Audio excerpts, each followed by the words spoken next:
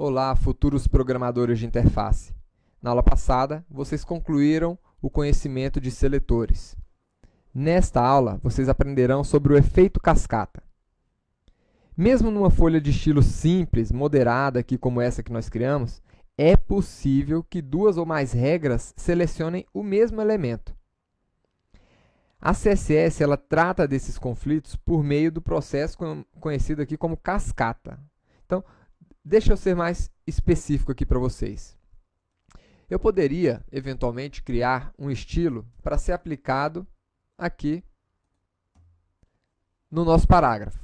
Então, esse seletor está sendo aplicado aqui a todo o parágrafo e, eventualmente, nós poderíamos criar um outro seletor que seja aplicado ao parágrafo que está dentro de uma div. E aqui colocar uma outra cor nesse parágrafo. Agora percebam o seguinte, independente da ordem que eu coloque aqui essas regras, ele sempre vai pegar esta regra aqui de cima. Por algum motivo, o browser entendeu que esta regra é mais importante do que essa. E é exatamente o cálculo do que é mais importante é que se dá aqui no efeito cascata, né? Então, o que é considerado no efeito cascata? Quais são as folhas de estilo consideradas aqui no efeito cascata? Então, originalmente, nós temos três fontes distintas de folhas de estilo.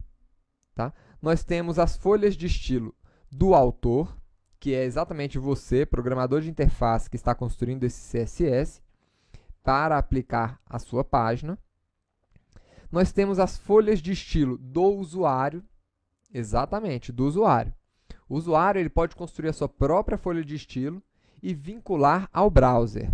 Cada browser tem uma forma diferente de vincular uma folha de estilo do usuário.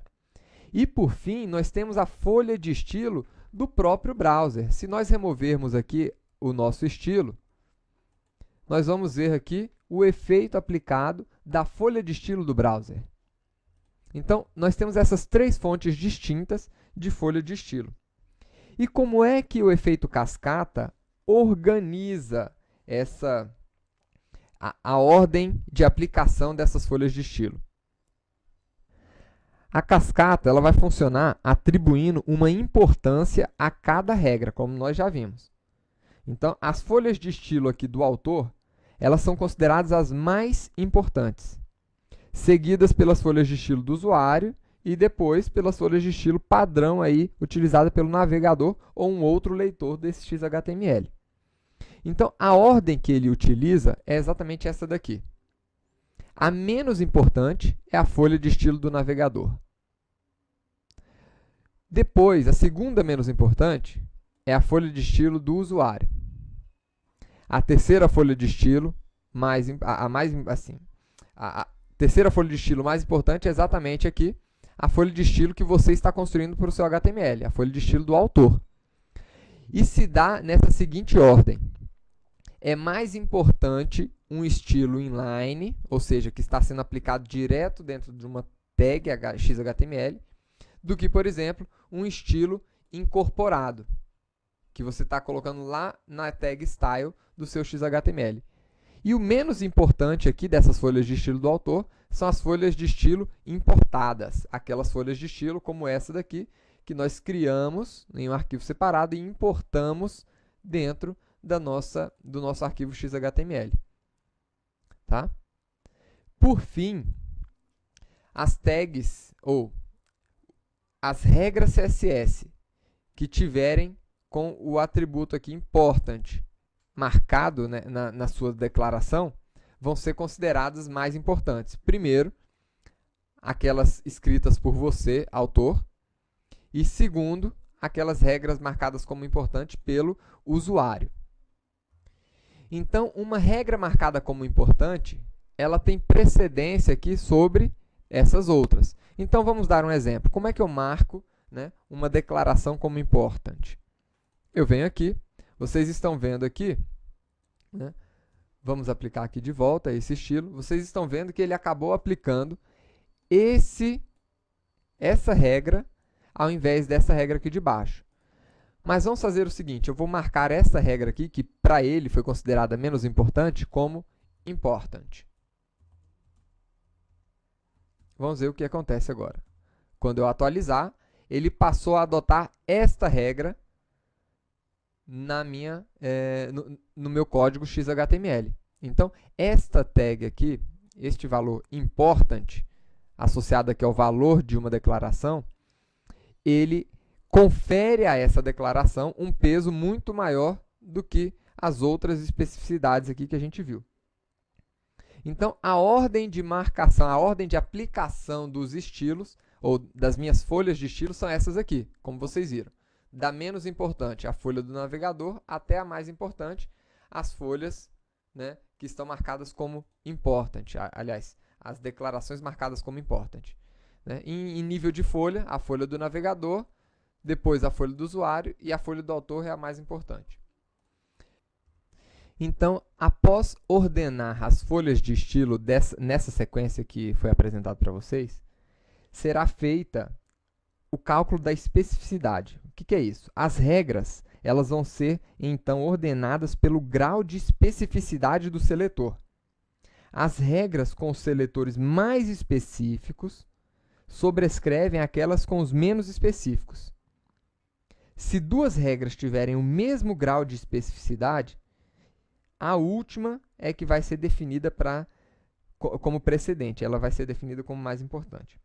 Então, como é que a gente calcula essa especificidade? Para calcular o grau da especificidade de uma regra, a gente vai atribuir a cada tipo de seletor um valor numérico. Tá? A especificidade de uma regra ela vai ser calculada somando-se o valor de cada um dos seletores.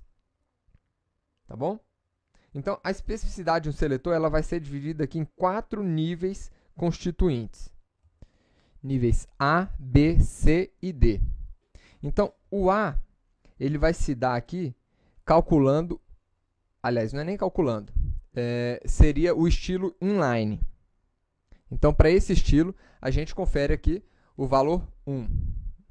Né? O nível B seria o número total de seletores do tipo ID. Então, se eu tiver 2 seletores ID, eu colocaria o número 2 aqui, por exemplo. O nível C seria o número de classes, pseudoclasses ou atributos que existem aqui no meu seletor. Né? E o nível D, o número de elementos ou seletores do tipo elemento e seletores do tipo pseudoelementos. Tá? Como é que a gente calcula isso aqui? Vamos dar um exemplo mais prático. Imagine que eu tenho aqui uma regra P, né? Ou seja, essa regra P aqui vai ter qual peso?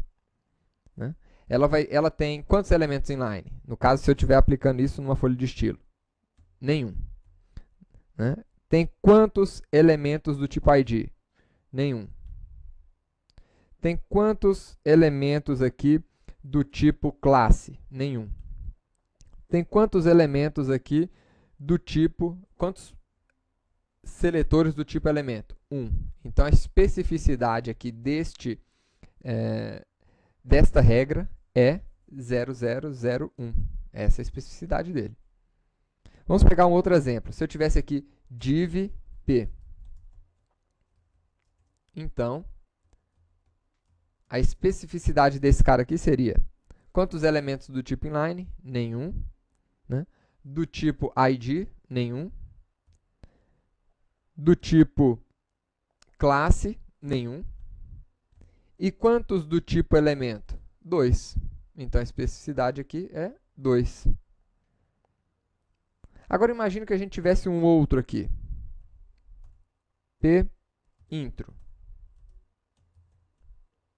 Nesse caso, nós não temos também nenhum elemento do tipo inline, nenhum elemento do tipo ID, mas eu tenho um elemento do tipo classe. Olha aqui. Eu tenho uma classe aqui, intro. Então, teria uma classe aqui e um elemento do tipo elemento, que é o P. Então, a minha especificidade aqui seria 11, ou seja, seria aqui maior do que todas essas outras aqui. Vamos colocar aqui. Essa aqui tem especificidade 1, essa aqui especificidade 2, e essa daqui especificidade 11, ou seja, o peso dessa aqui é muito maior. E se a gente tivesse aqui, por exemplo, um head, né? Imagina que ou topo aqui, menu. Imagina que a gente tivesse construído um menu dentro de uma div e colocamos a div com o ID, né, menu. E estamos criando essa regra aqui para aplicar nesse menu. Quantos estilos inline? Nenhum, né? Mas quantos estilos do tipo ID eu tenho? Tenho um. E não vou ter nenhum do tipo classe ou do tipo elemento, então 0 e 0. E aqui no caso, o meu seletor vai ter um peso aqui, uma especificidade de 100. E é assim que a gente calcula. Se eu tivesse aqui, por exemplo, um estilo e aplicando o estilo ali diretamente, qual seria a especificidade de aplicação dessas regras aqui, né? Seria exatamente 1, porque é o estilo inline, e nenhum para os outros. Então, o nível desse daqui seria o nível, né, 1000. Então, é exatamente dessa forma que a gente calcula, né, a especificidade do seletor. Quanto maior a especificidade, né, mais certamente você terá aqui esse estilo aplicado. Agora, um último aspecto aqui a ser considerado com relação aqui ao efeito cascata. Aliás, o efeito cascata é isso, pessoal. Mas tem um outro ponto que eu gostaria de explicar nessa aula, que é o efeito da herança. O que é herança? Né? Várias pessoas confundem aí a herança com cascata. Numa primeira vista, assim, elas duas até parecem ser a mesma coisa, parecem se relacionar. Mas, felizmente, a herança é muito mais simples da gente entender. Tá? Certas propriedades aqui, como cor ou tamanho de fonte, elas são herdadas pelos descendentes dos elementos aos quais esses estilos são aplicados. O que é, então, herança?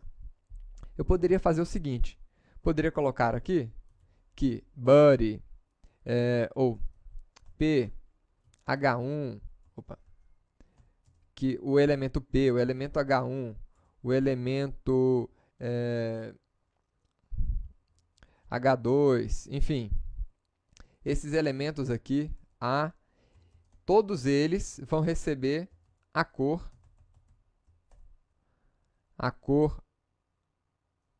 preta, né? Então, tá aí. Todos esses elementos recebem a cor preta. Isso que é herança. Aliás, desculpa, pessoal. O que eu estou querendo dizer aqui? Nós poderíamos estar agrupando aqui esses seletores, né? Colocar aqui um L, LI, enfim. A gente poderia criar um agrupamento de vários seletores aqui para poder receber esse estilo. Mas eu poderia simplesmente fazer o seguinte, falar que o body recebe a cor preta. O que isso significa? Significa que todos os outros elementos dentro da tag body vão acabar herdando essa mesma propriedade. Isso que é a herança. Então, nesta aula, vocês aprenderam um pouco sobre herança e sobre o efeito cascata. Até a próxima aula, pessoal!